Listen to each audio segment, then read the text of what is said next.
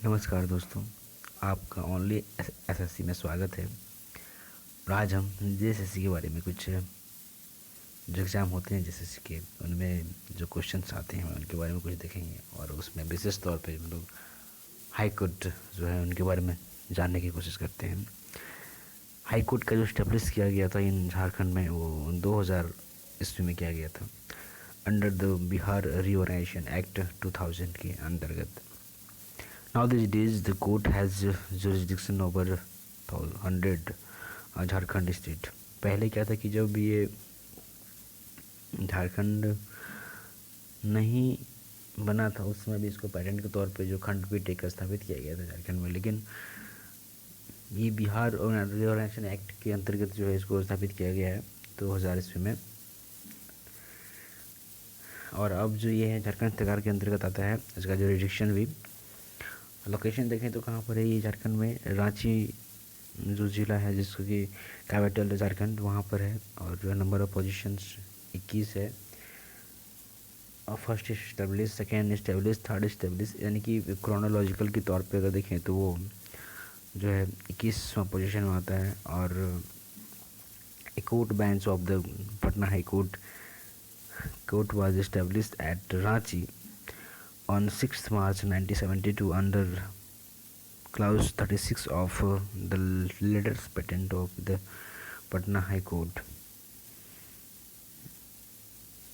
इसका मतलब है कि स्थापित किया गया था एक खंडपीठ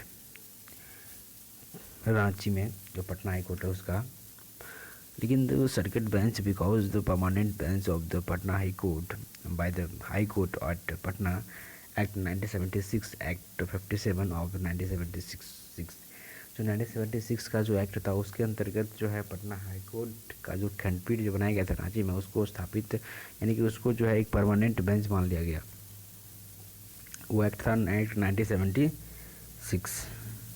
ये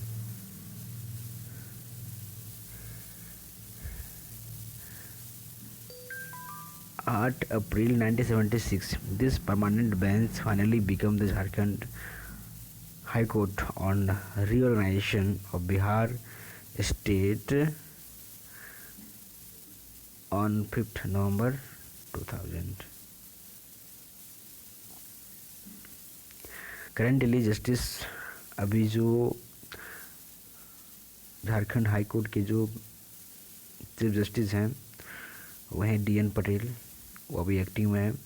और ये 12वें नंबर के जज हैं जो चीफ जस्टिस जो चले आ रहे हैं विनोद कुमार गुप्ता के समय से, वो अभी 12वें पोजीशन पे हैं।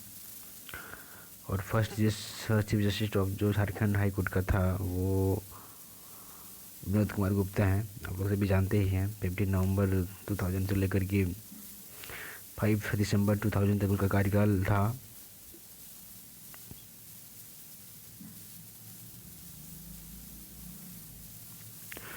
जज का जो टर्म कितना होता है, यानी 62 ईयर अभी कर दिया गया है उसका जो टर्म है, यानी कि 62 साल तक जो है वो जज के तौर पर काम करेंगे अगर वो उसकी मौत नहीं हो जाती है और अगर वो अपना त्यागपत्र नहीं देता है और उसकी अगर इम्पीचमेंट भी जा सकती, यानी कि जो है इम्पीचमेंट किया जा सकता है। उसके अंतर्गत अगर नहीं हटाया गया है तो वो जो है 62 ईयर तक जो है अपने कार्यकाल में रह सकता है। तो क्वेट हैज सैंक्शन जज स्ट्रेंथ ऑफ 20।